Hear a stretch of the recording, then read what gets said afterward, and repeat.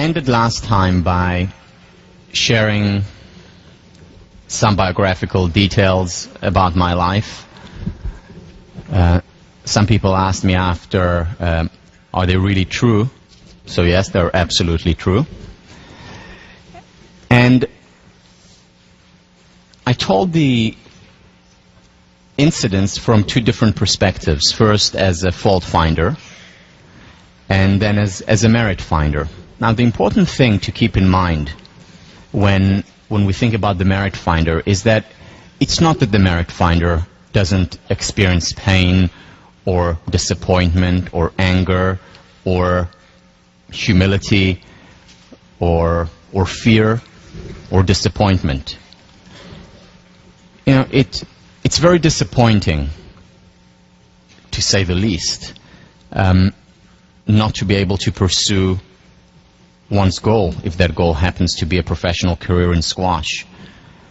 It is very humiliating to be the only person who fails out of a program, and then to have to walk around for a whole year in William James while, you know, feeling like you have a horn coming out of your head. It's not fun. It's painful. However, the difference between a merit finder and a benefit finder and a fault finder is that the benefit finder understands that while things don't necessarily happen for the best, it is possible to make the best of things that happen. Things will be okay. Things will turn out fine. It may take a while until I see the benefit of it. It may take a while until I get over the humiliation or the pain or the disappointment. But that too shall pass. In other words, the benefit finder understands that these feelings are temporary. Gives him or herself the permission to be human, and then understands things will turn out fine at the end. I know that. Been there, done that. Part of life, permission to be human, which includes permission to experience these emotions and also the permission to fail.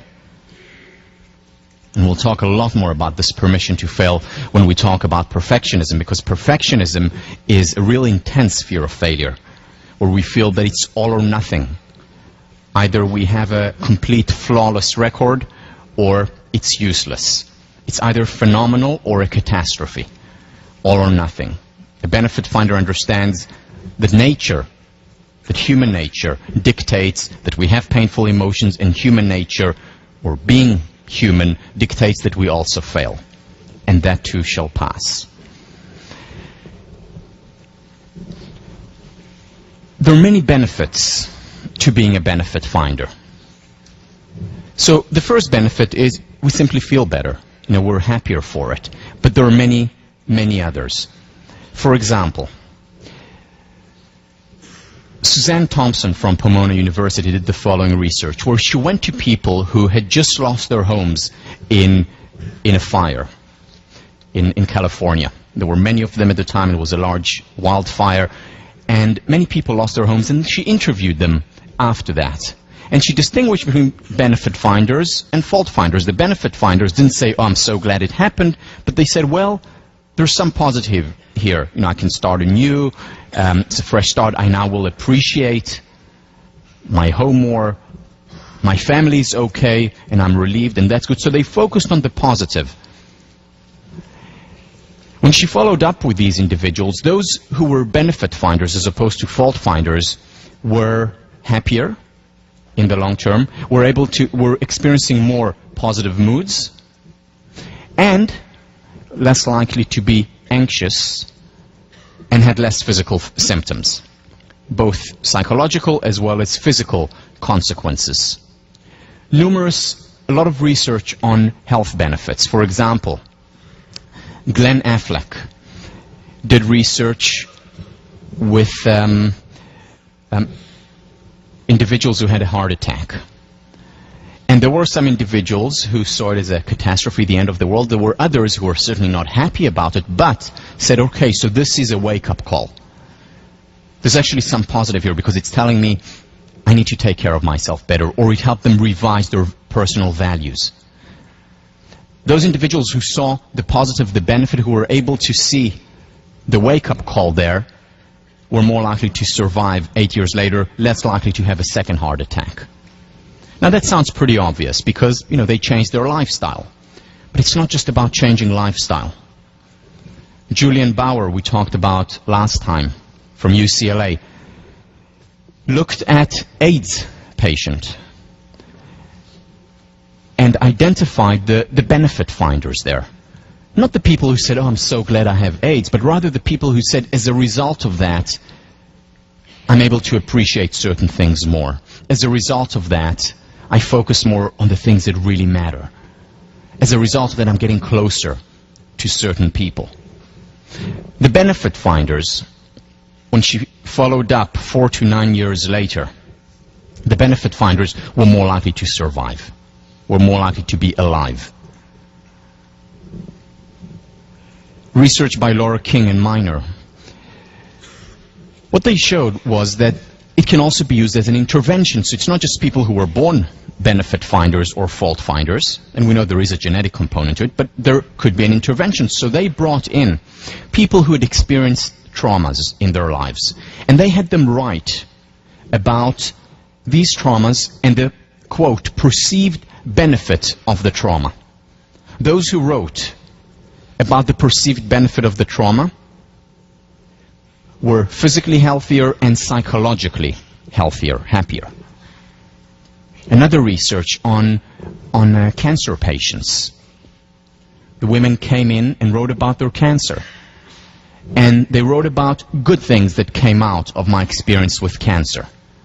The women who wrote about this visited the doctor's office less often, were more likely to survive their cancer, just by changing their perspective, by changing their focus. Now, these women did not say it happened for the best.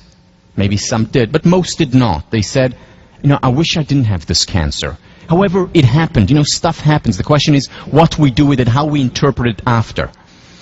Then they said to themselves, okay, so we got closer to our family. I'm appreciating life so much more now. I can enjoy the breath or a flower, or I couldn't before. My family is so much closer now. I know who my real friends are. And they found benefit in it, not for the best, but they made the best of the things that happened. And that made the difference even to their mortality rates. And there's a lot of research on optimism, benefit finding, and longevity.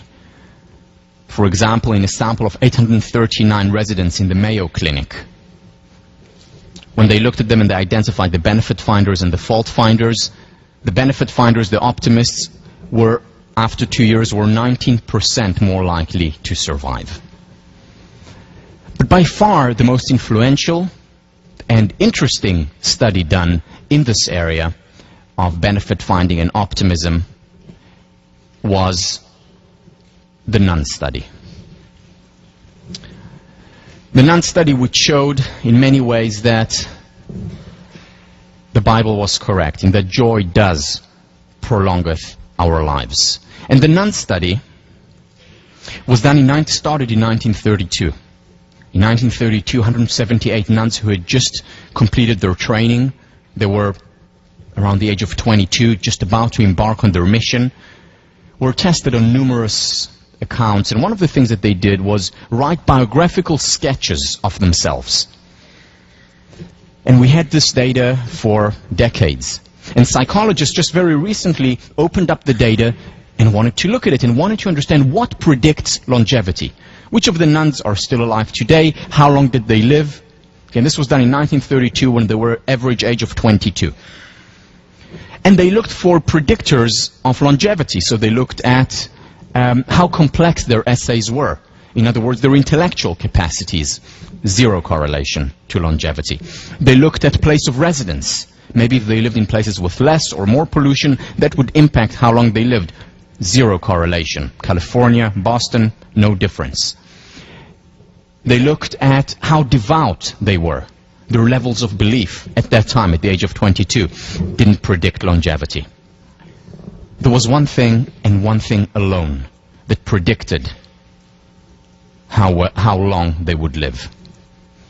And that was positive feelings. What they did, the researchers, was look at the biographical sketches. Now, they had no idea who these women here were, so it was completely a blind study, double blind. And they categorized their writings into 4 categories: the most positive, the least positive, and 2 categories in between. And then they compared the most positive quartile to the least positive quartile. And here are the results that they found. Let me give you a sample, though, before, so that you get a sense of what a positive sample is and what a less positive sample is. So here is Celia O'Payne from the positive quartile. God started my life off well by bestowing upon me grace of inestimable value. The past year, which I spent as a candidate studying at Notre Dame, has been a very happy one. Now I look forward with eager joy to receiving the holy habit of Our Lady and to a life of union with love divine. Happy, joy, love. I mean, this is a positive person. Now here is someone from the least positive quartile. As you'll see, this is not someone who is particularly negative, but not a person who focuses on the positive, on joy, on happiness. Marguerite Donnelly. I was born on September 26, 1909, the eldest of 7 children, 5 girls and 2 boys. My candidate year was spent in the mother house teaching chemistry and second-year Latin at Notre Dame Institute. With God's grace, I intend to do my best for our order, for the spread of religion, and for my personal sanctification. Again, very factual, but not as positive, as much of a merit finder, an optimist, as Celia O'Payne. Let's look at some of the data now.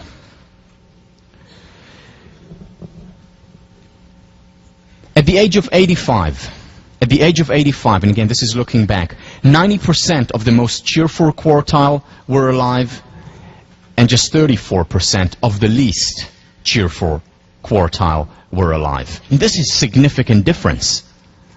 Now that doesn't mean that there aren't some fault finders who live to 120 and merit finders who die of a heart attack at 30. Of course there are. But on average, the best predictor, what accounts for most of the variance in terms of longevity in this study, was positive feelings, positivity in general. Here is 9 years later, same study. The age of 94, 54% of the most cheerful quartile were still alive, whereas just 11% of the least cheerful quartile were alive. These are remarkable results. Again, you have some sketches, you analyze them today not knowing who lived and who died, and just based on the single factor, positivity, you're able to predict with remarkable, significant levels, you're able to predict longevity, who will be alive and who will not be. Now, when I look at this data, and there's a lot more data on longevity, on health, on well-being, I say to myself, wow, so this is fantastic. Benefit finding really works. Being an optimist is good. And I have 2 questions then. Why isn't everyone optimistic? If we become happier, if we become healthier, why not? Why aren't we all optimistic? That's the first question. The second question is, all right, so I want to be more optimistic. How do I become that? So first of all, why aren't more people more optimistic? And second, how do I become more optimistic? I'm going to answer these 2 questions. Let me begin with the first. One of the main reasons why there aren't more people who are optimistic is that optimists are considered detached. And how do we know that? Well, or what leads to this sense of detachment, to the notion that optimists are detached? It's mostly the media. Because what do we see? We mostly see hatred. We mostly see bloodshed. We mostly see unhappiness. We see terrorism. And then when someone says, well, I'm optimistic, I think the world is a good place, that person, what are you, out of your mind? You're a detached Pollyanna. Just look at all the terrible things in the world. How can you be in such a world? How can you be optimistic? How can you be positive? How can you talk about joy and happiness and positive psychology in a world like this? You must be Pollyannish.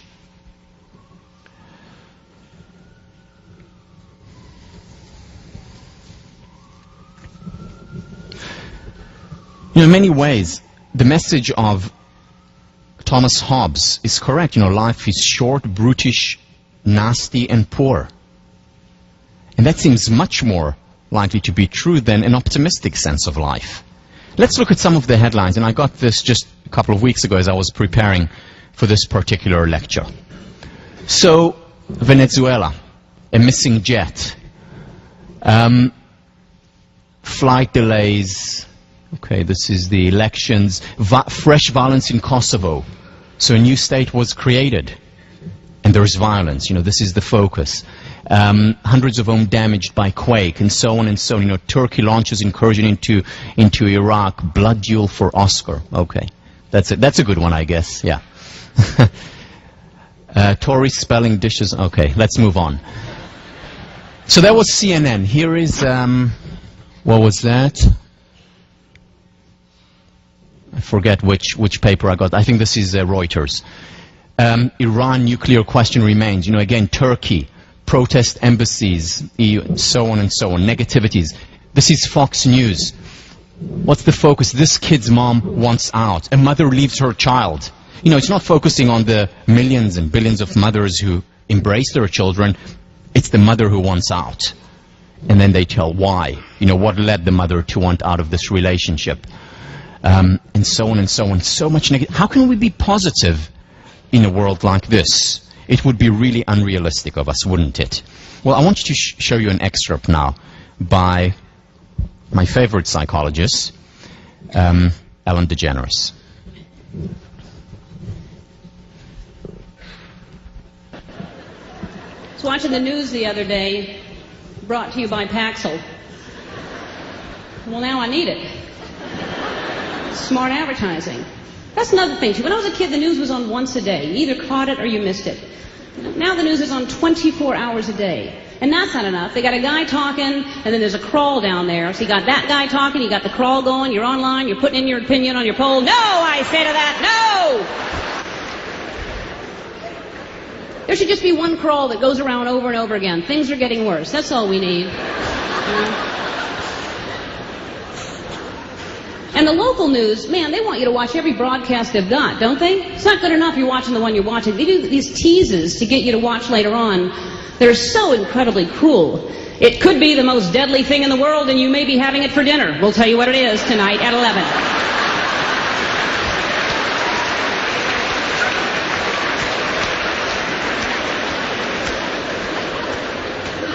Is it peas?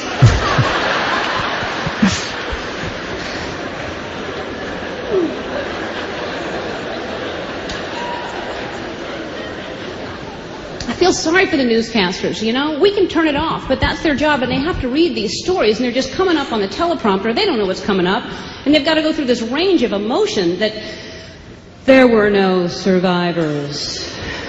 And next, which candy bar helps you lose weight? Still to come is an asteroid headed towards Earth. But first, where to find the cheesiest pizza in town? Also, a disturbing new study finds that studies are disturbing.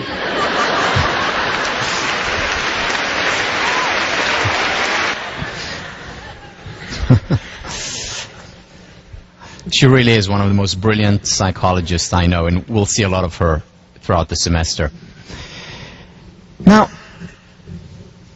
so the media does that. The media does focus to a great extent on the negative, and that's not just a bad thing.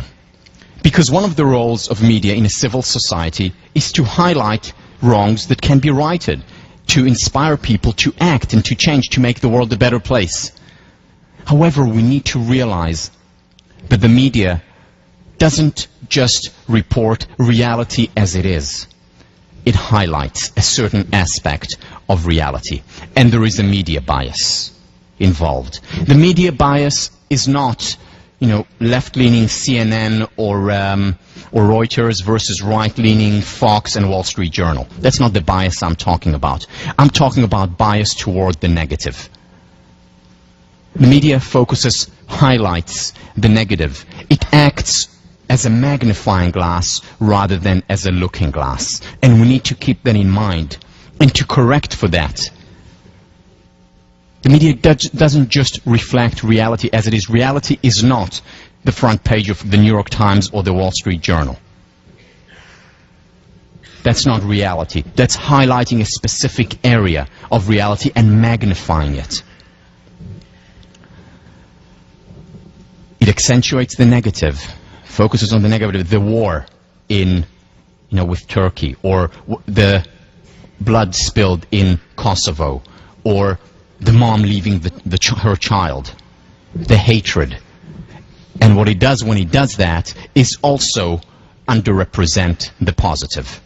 Now, if you think about it, this is exactly two of the three mental distortions that we talked about. Magnifying the negative, minimizing the positive. In other words, what the media does is distort our perception. It actually makes us into pessimists. Especially because the news is on 24 hours a day. And we're constantly bombarded by negativity after negativity after negativity. And where do we get the positive? 30 seconds at the end of the news. Oh yes, there is also a little bit of good stuff going on. But it's just to make you smile so that you come back tomorrow or the next hour for more bad news. Negativity after negativity after negativity, distorting, creating these cognitive distortions, these psychological traps that we talked about under cognitive therapy. And we become pessimists. Is it any wonder that most people are pessimists when the media has such an impact on us? And again, not to belittle the role of the media, but what I'm doing is highlighting certain aspect that we need to be cognizant of, that we need to counter. And how we counter, we'll talk about in a minute. So what does the media highlight? The frauds, Martha Stewart or Enron or WorldCom, highlighting these frauds, but not reporting on the millions and billions of honest transactions that take place every day, right now as we speak. Highlighting the negative, ignoring the positive. Millions and billions of honest transactions taking place all the time, all around us, constantly. Now, what else is happening? What we're doing, what the media is helping us to do, is extrapolate from a few instances where people want to hurt while ignoring the millions and billions of people who are dedicating their lives to helping spread happiness in the world. Whether it's in soup kitchens to help the world a better place, or whether it's right in our backyard, where over 1,800 Harvard students volunteer as part of Phillips Brooks House. Remember the false stereotypes that I talked about, whether it's here at Harvard or in the United States. So many people dedicate so much time to helping, and yet the focus is on the few that hurt. And that creates a certain schema in our mind where we think the world must be a bad place. The focus is on terrorism primarily. But what about the millions and billions of people who want to live in peace? Again, this doesn't mean we need to ignore the terrorism or the bad or the negative. And this is one of the important roles of the media. At the same time, we shouldn't also ignore the good.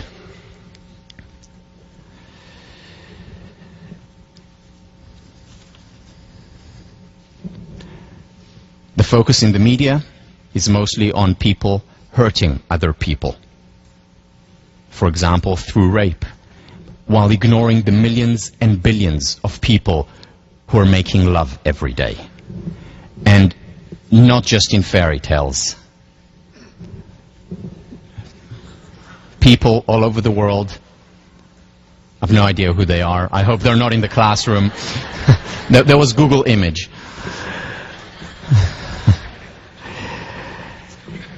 And not just around the world, also right here in Harvard Yard. I don't know if they still have this survey, but the last one I found online was 2004. I don't know what happened since.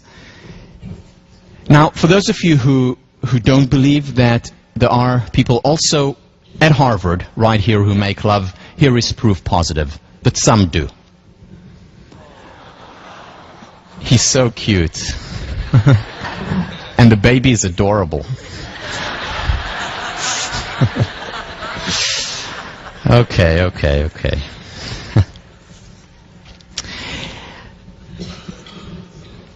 Now,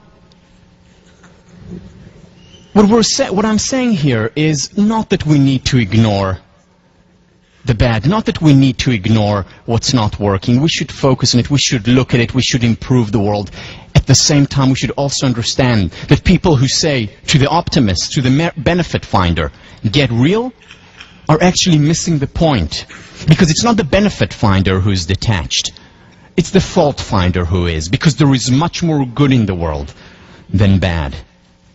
Much more. In fact, it's not just about focusing on the full half or the full half. It's focusing on the 90% because there is a lot more good than bad in our world. And it's important not just because it's a nice thing to do, not just because it makes us healthier and happier. It's important because focus creates reality. I mean, we saw it on so many levels. We saw it with the children on the bus that we didn't notice. We saw it when it came to Marva Collins, who said, let's focus on the seed of greatness in these individuals. We saw it with the research on resilience, when the focus was on why are so many failing versus what makes some individuals succeed despite unfavorable circumstances. Focus creates reality. Also, think about it. I mean, when we read about frauds and dishonesty in the newspaper constantly, what we begin to believe, what we naturally would begin to believe is, well, you want to be successful? You want to become the CEO of a Fortune 500 company like Enron? You have to engage in fraud. There is no real other way to succeed. Why? Because the millions of other people who are succeeding honestly are not reported on, or are mostly not reported on. And that's what we focus on. Not to say that it's not important to have whistleblowers and to talk about these things. It's equally important, though, to also focus on those who do it honestly and well, because they are the vast majority, way over 90%. Because if we don't, then a person will think, well, if I want to succeed in business, then I have to, bend the rules. And when an ethical decision comes up, when he or she becomes a manager at the age of 35, they say, well, the only way to succeed is if I bend the rules slightly. And that creates a self-fulfilling prophecy. Or how many people here, seriously, show of hands, once thought of going into politics, becoming, a governor or a president or prime minister? How many people here thought of going, other than me? Okay, quite a lot. I mean, we know that at Harvard there are quite a few. Now, out of those who put their hands up, how many people were told by others, you shouldn't go into politics, you're too honest? Too honest. We hear it all the time, and that becomes a self-fulfilling prophecy because many honest people who could potentially make the world a better place by going into politics don't go in because politicians are crooks. Well, politicians are not crooks. Yes, there are politicians who are crooks, but they're the minority. The majority do honest work, want to make the world a better place. Surely make mistakes, they're human after all, but with good intentions, with an ethical code.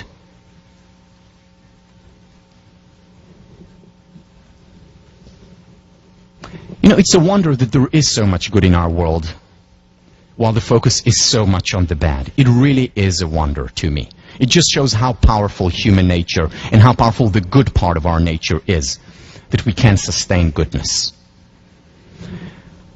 Also, how about this? The constant chatter in our mind is, okay, why didn't I do this? Why haven't I done the reading yet? Why haven't I completed my paper? Why did I say that to that person? Why did she say that back to me? Mostly negative chatter. How often do we have the chatter, wow, I had a really lovely conversation today. Or, wow, I just finished so much work, I was productive, I did so well. Wow, I just got an A-, and I didn't even work that hard for it. I mean, of course, not here, but I'm saying other places. Why don't we have this kind of chatter in our mind? Again, because our schema focuses on the negative, and we'll talk about change next week, and we'll understand that there are actual neural pathways that have been created by the media, by the focus on what is not working, have been created so that we gravitate toward becoming fault finders. How we change that, we'll talk about that in a minute. It's important to focus on the good. You know what they said about Gandhi? That the most important thing that he did for his country was that he made India proud of itself. He made India proud of itself. That is so important to do. What about America? Are you proud of America? Do we, living here or as Americans, the majority here, do you make America proud of itself? Because, you know, America has faults. It's not a perfect country. It has made mistakes from 1776, and it will continue to make mistakes for, hopefully, for many years to come. But it's still, I would argue, the greatest country in the world. So many people want to come here, want to live here. Why? Because of the freedom, because of the opportunities. Again, not perfect, but a great country. Do we appreciate America? Do we appreciate its greatness? Because if we don't, we can pay a high price. This, you know, it's in vogue now, US bashing. In this country. In this place. And the problem is when we just focus on bashing, when we just focus on the negative, we create a worse reality rather than improving the reality. So yes, we need to be critical, and one of the virtues of this great country is that you can stand out in the street or write an op-ed and criticize the politicians, the system, other people. It's one of the great contributions of this country, free speech. But at the same time, we also have the freedom, and we should exercise the freedom to focus on what is working, on the good. Because appreciating is important. Whether it's a country, whether it's a relationship, whether it's an individual, whether it's students, whether it's teachers, appreciation is important. The meaning of appreciate from the dictionary: valuing, the act of recognizing the best in people or the world around us, affirming past and present strengths and potentials, to perceive those things that give life, health, vitality, excellence to living systems. So, the first meaning of appreciate is to say thank you, and that's a nice thing to do. But it's much more than just a nice thing to do, and we've talked about this before. The second meaning of appreciate is to increase in value. The economy appreciates, money in the bank appreciates. And that's an important meaning, because when we appreciate the good appreciates. When we appreciate the good in our lives, when we appreciate the good in other people, when we appreciate the good in our country, we get more of it. Unfortunately, the opposite is also the case. When we don't appreciate something, whether it's ourselves, whether it's our country, whether it's our relationship, the good depreciates. Remember, I talked about it in the past. Is it any wonder that so many relationships flounder, fail after the honeymoon phase? If the main question becomes, what's wrong, or how can we improve the relationship? And if we just ask this question, our focus becomes on what is not working, on the weaknesses, and we ignore the virtues, the strengths, the things that worked and are working. And when we don't focus on these things, they depreciate. As far as we're concerned, they don't exist, just like the children on the bus did not exist for you as far as you were concerned. What appreciating does is, in essence, create a growth spiral. Let me explain. Let me just give you a random example. Let's say Monday morning or Tuesday morning you're walking toward 1504 and suddenly you see a friend of yours. A friend of yours who you know is genuine, is real, someone you trust. And your friend looks at you and says, "Wow, you look fantastic." Now, how do you feel at that point? You feel fantastic. And you know, you walk a little bit more upright, more proud, and you walk into the classroom just here, and another friend sees you and says, "Whoa, you look fantastic." And how do you feel at this point? Well, fantasticer. And then you come and you sit down here, and another friend whom you haven't seen for a month sees you, "Whoa, you look fantastic." And how do you feel at this point? Fantasticest. And so on and so on and so on. Made your day in an upward spiral. Now think about a slightly different scenario. You walk to 1504 on a Thursday morning, and suddenly a friend of yours whom you trust and value sees you and says, oh my God, what's wrong? Now, there may have been nothing wrong before. There's a lot wrong now. And then you walk in the door and someone else sees you and says, oh my Lord. And how do you feel? Well, you feel even worse. And you sit down and you see someone else who looks at you just completely shocked, and you're feeling worser and worsest, and so on and so on and so on, in a downward spiral. Appreciation creates an upward spiral, and we know it's sometimes one sentence, one word at the beginning of the day, and you have a wonderful day or week. There's research showing how a single sentence very often can impact an entire life. This is work done by Bandura. A single sentence of appreciation can give us strength to go on. Now, the key here is that it has to be genuine appreciation. One of the things we'll talk about when we discuss self-esteem is how destructive and harmful ingenuine appreciation is. And now I'm not talking about, your boyfriend or girlfriend asks you, so how do I look, having just come back from a date and worn something the whole night. You're not going to tell them, well, actually awful. So, okay, we're not talking about these gray areas, but it has to be real.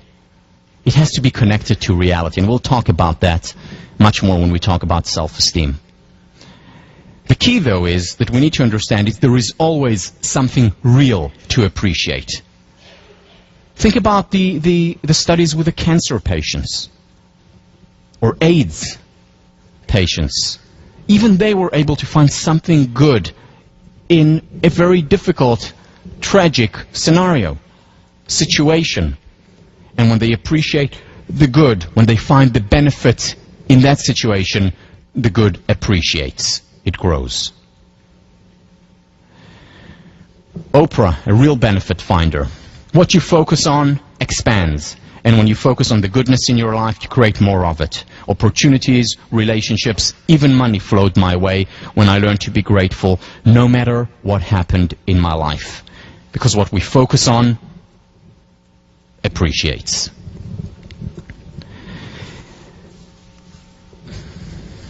Again, the metaphor that I've been talking about throughout the course, the seed. What happens to a seed if we don't water it, if we don't shed light on it? What happens to that seed is that it withers and dies, and that, unfortunately, is the fate of most human potential, most relationship potential, most countries. And if we want it to grow, if we want it to blossom, we have to shed light on it, we have to water it. This is exactly what Marva Collins did with the seed of greatness that existed in every one of her students. This is what the Pygmalion in the classroom experiment showed, was that when teachers were made to focus on the potential in those individuals who were deemed fast spurters, when they were made to focus on it, to shed light on, when light was shed on their potential, that's when the children grew. That's when they fulfilled much more of their potential.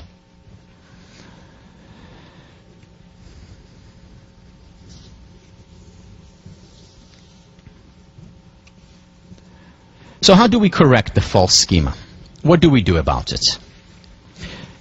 Let me share with you some things on the societal level, some things on the individual level. On the societal level, create good news. Not enough of it around. Now people say, well, it's not marketable, it's boring. Well, okay, a lot of it is not marketable. Part of it because it's the norm, it's the usual. But why not report on the great technical advances that are making lives better? Why not report much more on the great medical advances? Why not report much more on peace and well-being? You know, a situation stops being interesting once there is peace. It's interesting when there's war. Well, why not focus more on these areas? Here is a newspaper that was started online, the Good News Network, that I highly recommend you go on to. Just in the last couple of years it was started. Getting people to focus on what is working. You know, about Albert Einstein, about Cambodia gaining independence on that day in 53. Berlin Wall. You know, focusing, reminding ourselves of historical good as well as on present good. And they have great news where they talk about. Gimundo, another, I don't even know what that means, but another online newspaper that focuses on things that work. Why not start the day with that as well, in addition to opening the Wall Street Journal and the New York Times? Looking at that as well, just to counter the negative schema. Art, so important in creating a better world, in changing our internal schema. I mean, look at the light in Vermeer's Renaissance artist, in his picture. A light during a time where there was not much light. I mean, consider the Dark Ages, the Middle Ages. But the artists focused on what is working, on the light, on the human potential, and paved the way to the Renaissance. It all started with art. Or the 17th, 18th and 19th century romantics. Beethoven or Victor Hugo. They encountered a harsh reality, but they focused also on the heroic, on the great, on the human potential. Aristotle once said that fiction is more important than history, because history depicts life as it is, whereas fiction depicts life as it can and ought to be. As it can and ought to be. The human potential, and that paved the way to much higher levels of freedom and equality in the world. Or 1930s America, in many ways the heyday of Hollywood, where directors like Cukor, Capra, Sturgis created masterworks during a time when there was a Great Depression, and people used to go to the cinema and watch these films to inspire them and help them get through the difficult time. It was also between the two, the Great War and the Second World War. Difficult time in the world. World recovering and then plunging into another war. And yet the artists continued to inspire. Not ignoring what is not working. Not ignoring, but improving. That, by the way, is my favorite movie, Sullivan's Travels. Modern art as well. Wouldn't it be lovely if we go into a gallery and we feel inspired by the art, whether it's by photography, whether it's by sculpting, whether it's by movies or books? There has to be much more of it. And again, one of the roles of the artist is also to highlight what's not working so that it is improved. But if an artist, if an individual is really concerned about improving the good in the world, it is not enough to only focus and highlight what is not working. Because if we don't highlight the good, if we don't appreciate the good as well, the good depreciates. Positive psychology. This is what it is very much about. Remember, there are two things that positive psychologists do when they study. The first thing that they do is focus on what works. The second thing that they do is focusing on the extraordinary, on the tip of the stem. And by doing that, in the words of Miriam, they democratize excellence. Because they're focusing on the good, not ignoring what works in each individual, not ignoring the extraordinary individuals. The Marva Collins of the world, the resilient kids in at-risk population, and so on. Another reason, in addition to the media, why we tend to ignore the good and focus mostly on the bad is that we adapt. We adapt to what is common, and what drives us, what's interesting to us, is the uncommon, the exception, rather than the rule. And because there is so much more good in the world, it's so much more common, we adapt to it. We stop seeing it after a while. Whereas the bad, the exception, always captures our attention. Why? Because nature created us such that we are change detectors. We're change detectors, and whenever there is a change, our mind immediately goes to that change. Something different that happens. Whether it's something we see or something we hear. For those of you who were asleep, it's the exception that wakes us up, and that's a good thing. It's a good thing that nature was created that way, because it helps us in case of danger. Because it helps us, for example, here when there is a lion coming toward us, or trying to creep up toward us. It helps us smell poison, something that is different, that changed. It also helps us hear a sleeping baby. It's incredible how this works. Fast asleep, there can be, the house may be falling, you don't get up, but then there is a baby crying, and you're up in a second. We're change detectors, and nature has created us such, or God has created us such, so that we can survive better. Now,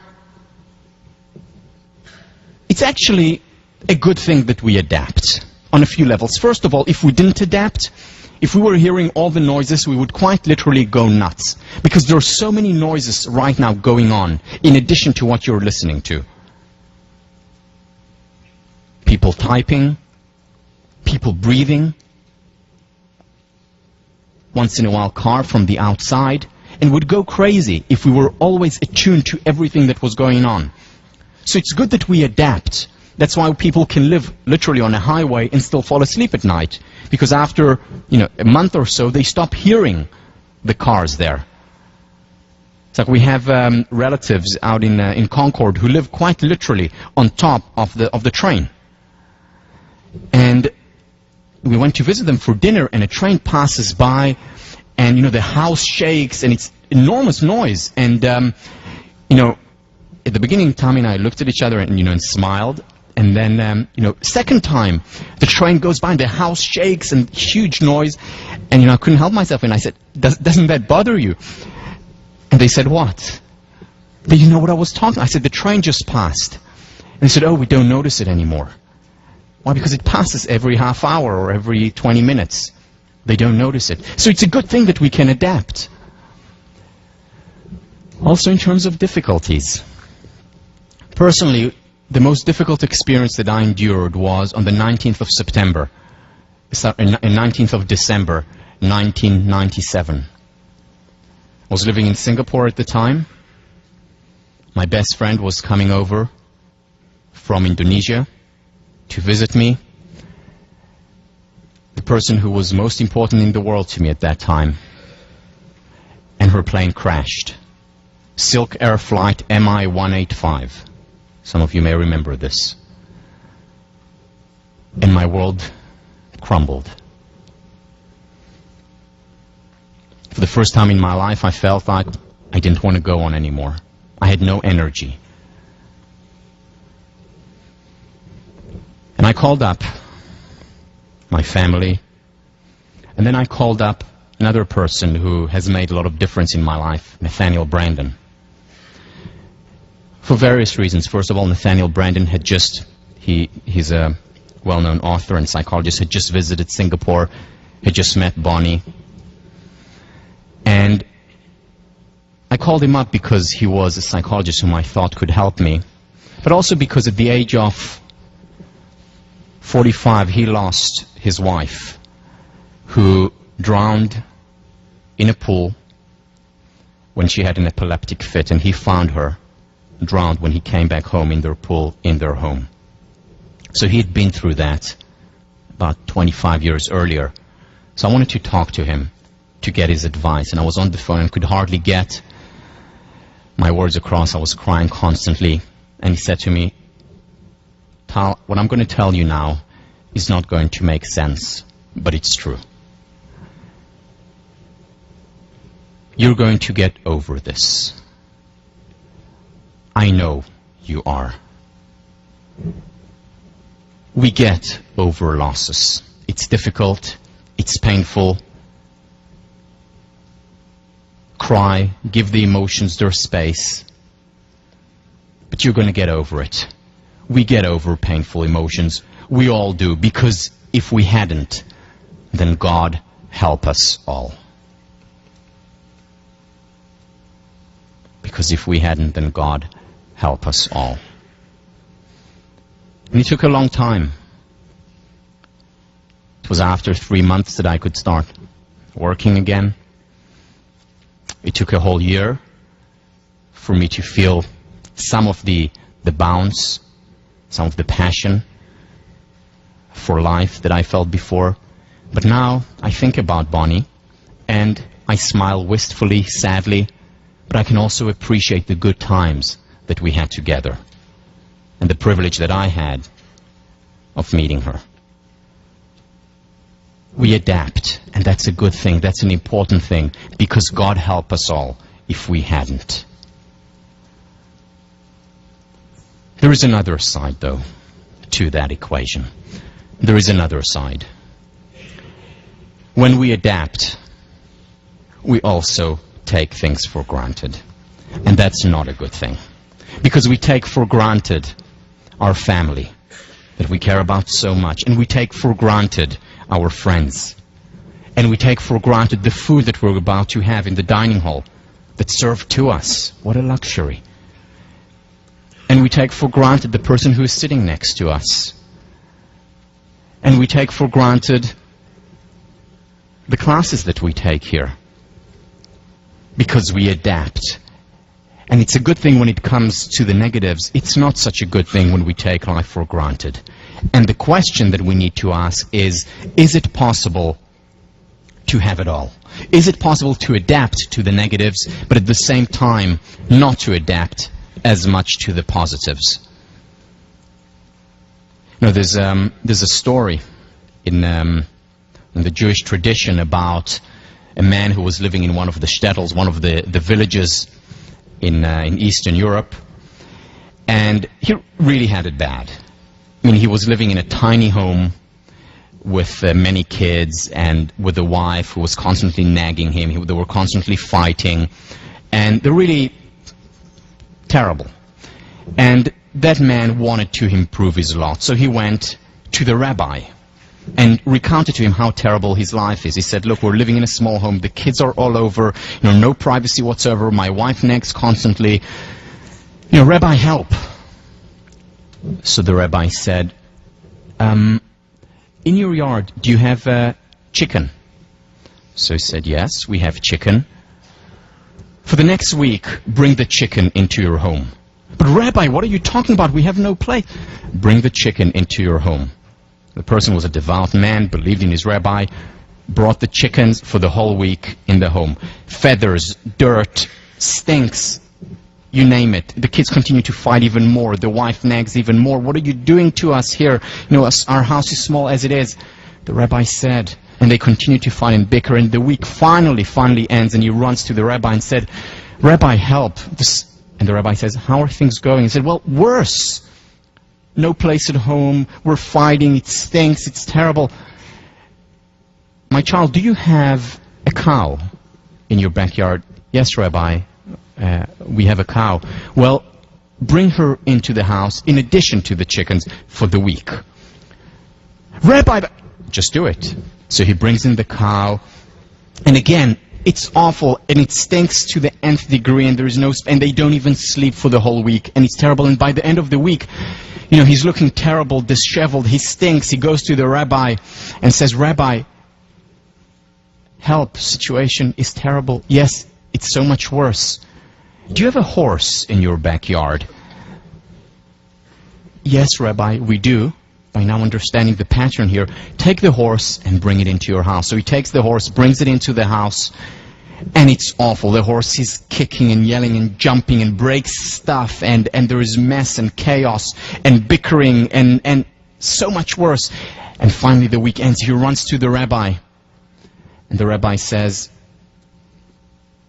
how are you doing? Rabbi, it's terrible, it's awful. Okay, for the next week, why don't you take out all the animals and come and see me then? And at the end of the week, he comes there and the rabbi says, how are things going? Rabbi, it's wonderful. We have so much place. The smell is so good. We're getting along now like we hadn't ever before. The kids are happy. Thank you so much, Rabbi. Now here is the question.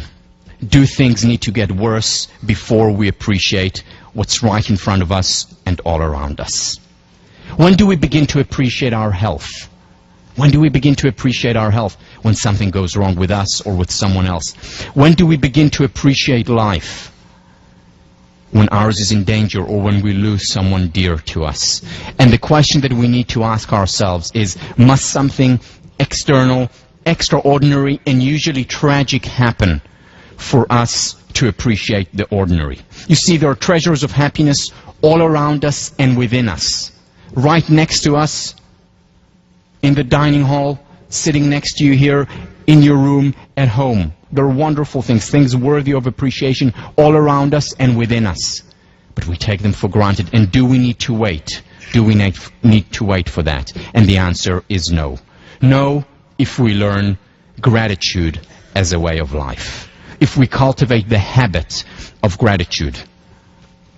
And just as the media has cultivated the fault-finding, we can cultivate benefit-finding. We can cultivate grateful, because when we're grateful for something, we no longer take it for granted. G.K. Chesterton. You say grace before meals. All right, but I say grace before the concert and the opera, and grace before the play and pantomime, and grace before I open a book, and grace before sketching, painting, swimming, fencing, boxing, walking, playing, dancing, and grace before I dip the pen in the ink. Gratitude produced the most purely joyful moments that have been known to man. Think about it. Think about the last time you were grateful to someone. And you expressed that gratitude. How did you feel? And how did you make that other person feel? Or when someone was grateful to you, appreciated you, you were walking on air. It created this upward spiral as a result. When it's genuine, when it's real. We don't do enough of it. We don't do enough appreciation. We don't express gratitude enough. Whether it's to the food that we eat, whether it's to writing that we do, whether it's for our friends or family. This is one of the most wonderful books written about the power of gratitude. It's not a research book, but a lot of these ideas, and as I'll talk about in a minute, have been researched. About Gratitude by Brother David Stendhal Rast. He also has a great website if you Google his name. How do we cultivate gratitude? His advice is simple and gracious. Why not start by surveying a typical day?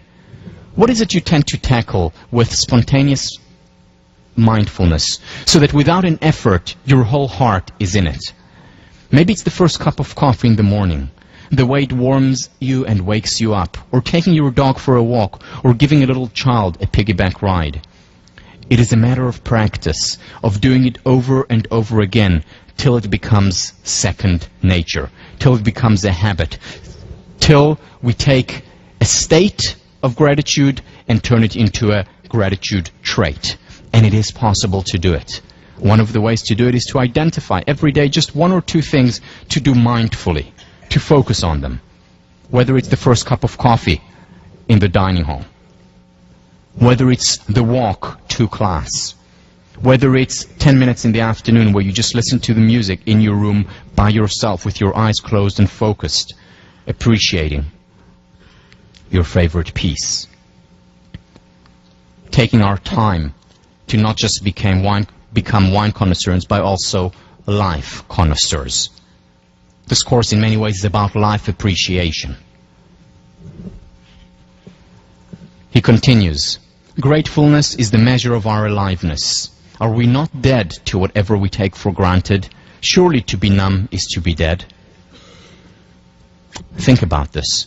So Irvin Yalom, Stanford psychiatrist, did a lot of research on terminally ill patients. He went to people who had 3 months, 6 months, up to a year to live, and researched this population. And what he found time and again is that these people, time and again, were saying something to the effect of, for the first time in my life, I feel that I'm alive.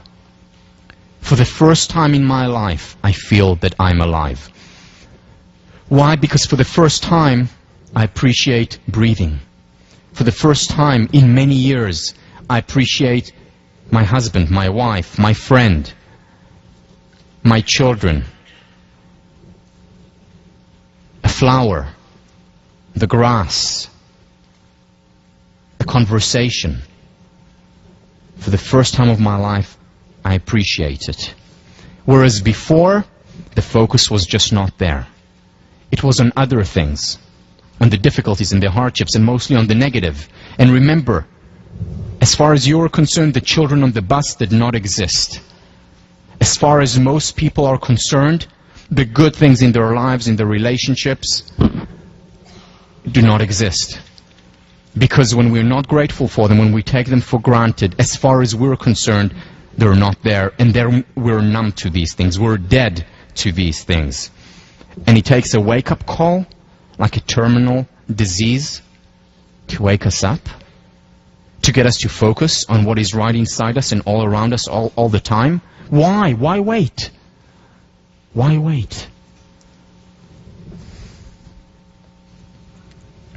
There's a lot of research on the value of gratitude. You read one of, or will be reading one of the articles by Robert Emmons and Michael McCullough from UC Davis. Let me summarize the two studies there into one. So what they did was essentially take a random group of people and divide them into 4 groups. First group, every night before going to bed, write at least 5 things for which you're grateful. Big things or little things. Second group, write at least 5 hassles in your life. 5 bad things that happened to you. Third group, write about at least 5 things that you're better than others at. Superior to others. And the fourth group, control group, write about anything that happened to you during the day. The outcome measures that they looked at was optimism, happiness, physical health, how often they visited the doctor over the 6 months of the study, one of the studies, how generous and benevolent they were toward other people, and finally, how likely they were to achieve their goals that they set for themselves. In other words, how successful they were. The group that performed the worst was the hassles group. 5 bad things that happened to you. The group that performed the best, that was happiest, most optimistic, most likely to achieve their goals, most generous and benevolent toward other people, and healthiest, was the group that every night before going to bed wrote at least 5 things for which they were grateful, both psychological and health benefits. The study was in many ways the beginning, one of the first studies that they conducted. A book just came out recently called Thanks by Robert Emmons, which is wonderful and traces through a lot more studies and research and exercises that you can do to become more grateful, to have gratitude as a way of life. Physiological benefits such as our heart variability, which is a predictor of longevity, which is a predictor of health, is increased. The parasympathetic system increases when we're grateful, and that induces calm, and that strengthens our immune system. There are also many benefits to trait gratefulness. So it's not just a state of being. It's also about a trait. How do we cultivate that? How do we cultivate that? By doing it over and over again. I do this every night. I've been doing it since the 19th of September, 1999. Since the 19th of September, 1999, I've been doing it. I've been doing it long before the 2002 study. I started doing it when Oprah told me to do it. Really.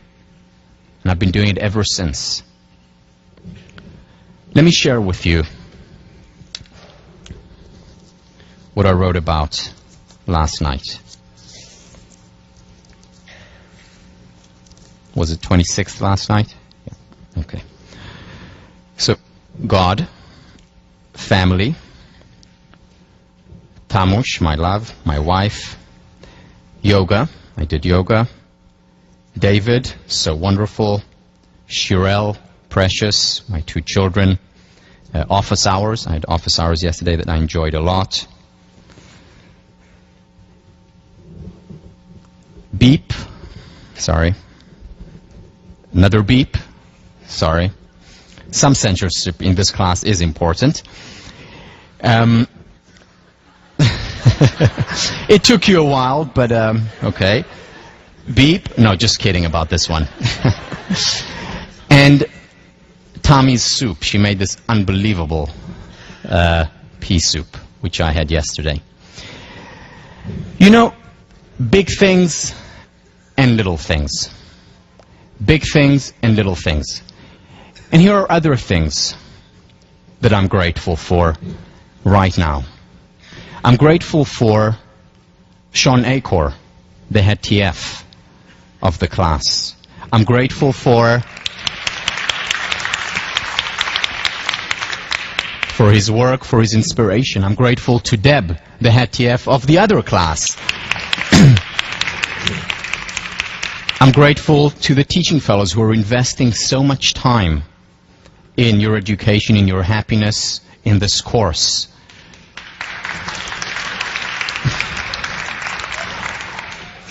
I'm grateful to Barry, who's there behind the scenes. You don't see him much, but he's responsible for so much of what's happening, for his support, for how humble he is doing all that.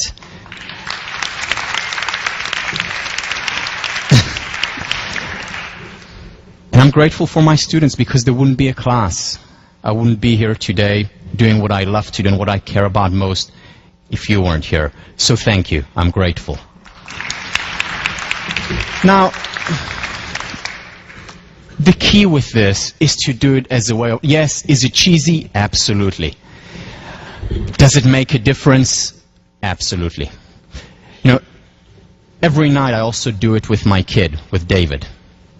And how do I do it? I ask David, he's 3.5 years old, what was fun for you today? And he tells me, and then he asks me, what was fun for you today? I learned about it from a friend of mine, who hand worker, who was here just a couple of classes ago visiting, and I came over for dinner one day, and he heard me speak about this, and he said, I want to show you something. And he has 2 young kids, and they were standing around and talking about the 5 grateful things for which they're grateful. These were young kids, you know, Daniel and Maya, and I looked at it and I started to cry. It was so moving and so touching, and I've been doing it ever since with my kids. My wife and I do it on a regular basis. She puts up with my cheesiness. It helps, it works, because we don't take the good things in our lives for granted. The key when we do this is to maintain freshness. How do we maintain freshness? One of the things that happens with this exercise is that it very often becomes a habit, and we lose it. We lose the freshness of it, we lose the mindfulness of it, and we just take it for granted as an exercise. And the key is, one of the things that Lyubomirsky says is, well, try do it once a week, and for some people once a week is actually better than doing it every day. However, there's also a price. It's much less likely to become a trait if we only do it once a week. So how do we maintain freshness doing it every single day? How do I maintain freshness? Well, fortunately, there's a lot of research on this topic, some of it by Lyubomirsky as well as by others. The first thing is introduce variety. So let's say I write about Shirel, and there are some things that I write about every day. It's Shirel, my daughter, it's David, my son, it's Tommy, my wife, and it's God. I write about these things every single day, and then I write about other things as well. I can write about different aspects of these things. So one day I can write about Shirel's smile, you know, her beautiful 1-year-old toothless smile. And another day I can write about the fact that she's taking her first steps now. So vary. Or one day I can write about one week I can focus about my work, another week can be mostly focused about personal things. And so on. Variety really is the spice of life. Makes a difference here. Second, Ellen Langer talks about mindfulness. She defines mindfulness as creating novel distinctions, which is similar to creating variety. Looking at things that I haven't seen before, that I haven't looked at before. This is also a way to maintain love. You know, people talk about how, well, over time you adapt to your relationships. Well, there's something new to discover about a person every time, whether it's about my parents, whether it's about my lover, whether it's about my friends. Creating novel distinctions, looking at it mindfully, focusing on it, and maintaining freshness through this focus. visualizing it. Stephen Coslin from William James Hall, head of our department, did research showing that kids actually visualize most words. So when let's say they say mother, immediately the picture of mother comes up. Whereas very often for us, when we talk, these words are automatic. We no longer visualize it, which is why it takes kids longer to think, because they're still visualizing the words. It's not automatic anymore. Which also explains why kids live like kids, why they're able to appreciate the simplest of things, to be mesmerized and blown away by an airplane up there, or when they talk about what they did at daycare. They live like children. And what we have become over the years, we adapted to it and we've become numb to a lot of these things. So one of the ways to chip away this numbness, one of the ways to do it is to visualize. And when we visualize, we start to see things once again like kids do.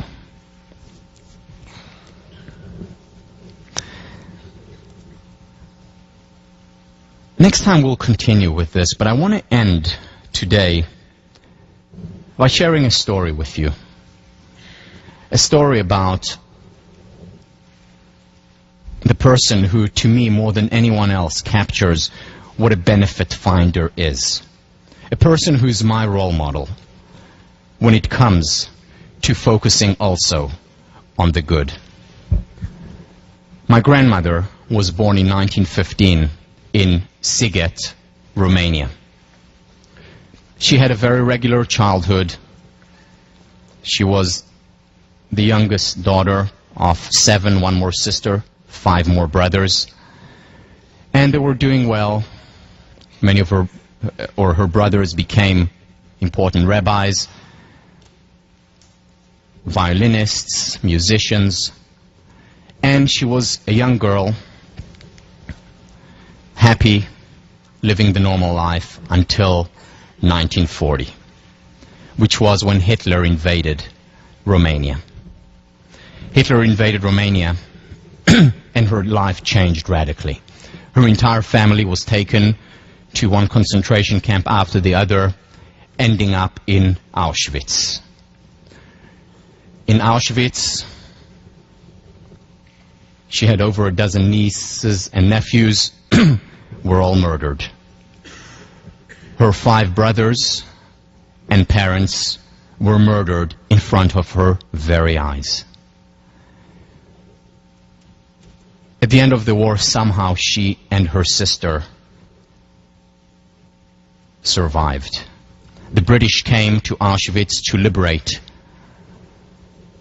the prisoners. And when they came in with a doctor. And the doctor would go through the prisoners. Most of them were, of course, dead. Those who were alive, he would say, take that person, leave that person here. Because they had limited resources, limited places. Those prisoners whom they thought would not survive, they left them there. And he comes to my grandmother, who weighed at the time 26 kilos, which is 54 pounds. My grandmother was a large woman, 54 pounds, and said, leave. And then he saw her sister, who was right next to her, who weighed 36 kilos, 79 pounds, and he said, he made this motion to put her on the truck. And of course she was too weak to get up, so the British soldiers picked up my grandmother's sister. His name was Shindy. They picked Shindy up, and Shindy held on to her sister, and she wouldn't let go. And they tried to open her grip, and even though she was weak and sick, they couldn't open her grip. So the doctor said, fine, take them both. So they took them both, and they put them on the truck, and they were, of course, certain that my grandmother would die. A month passed, and she survived, though she didn't put on a single gram. Any day they thought she would die, but she refused to die. After 3 months, she started putting on weight. She survived. 6 months later, she went back to Siget to see what remained from her home. She arrived there, got off the cart with the horse, and a man by the name of Joseph, Yossi, saw her. And he saw a woman who was stooped, who was skinny, who still had no hair. But he recognized those eyes, because those eyes were proud, and those eyes were alive. And he recognized Goldie. And he took her with him. And 2 weeks later, they got married. And Goldie got better. And got pregnant. And gave birth to a stillborn. And she got pregnant again. And once again gave birth to a stillborn. They made their way to Tel Aviv from Romania, and they were caught by the British. There was a British mandate at that time. They were caught by the British and sent back to a concentration camp in Cyprus. And there, in the concentration camp, my grandmother in Cyprus had another baby, a baby girl, who survived.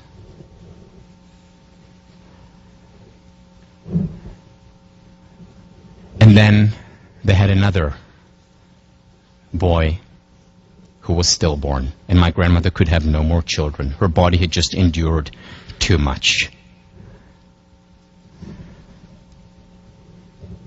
My grandmother survived and thrived, as did Shindy. Shindy could have no children, but my mother was her child too, and I was her grandchild as well. And I remember this was in October of 1988.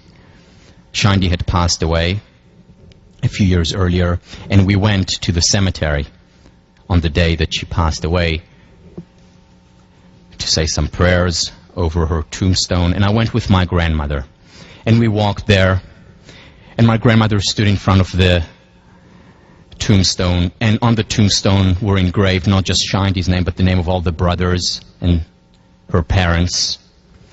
And she looked at the tombstone and started to talk to Shindy and said to her, "We're so fortunate, aren't we? We're so lucky, aren't we? Look, Talik is here." She called me Talik. And then she told her what I was doing, and she told her what my brother and sister were doing, their grandchildren, and about my mother and father and how wonderful things were. And she was talking about the wonderful things, and she was crying once in a while, missing Shindy.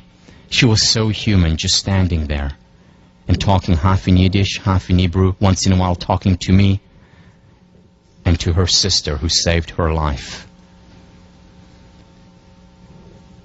And then she said to me, "Let's go." And we walked together, thousands of tombs around us. We walked along the path toward the car. It was a beautiful October day. The sun was out, the wind was blowing. The trees were swaying, and she suddenly stopped. She stopped and looked up, and she stood so proud, so poised, and she held my hand so tight, looking up and then looking at me. She said, "Tal, it's such a beautiful world. Just a pity we have to leave." And she smiled, and we walked.